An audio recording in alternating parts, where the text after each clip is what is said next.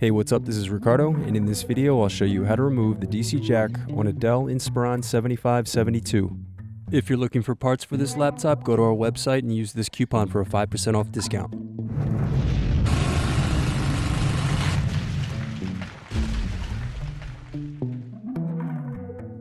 First unscrew, then remove bottom base.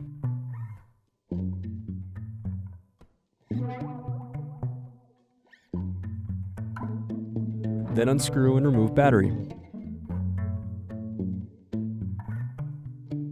Now unscrew and disconnect antenna cables.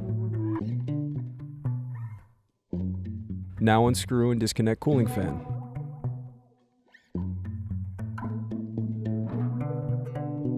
Next, loosen captive screws and remove heatsink. Now unscrew and remove SSD. Now disconnect motherboard cables.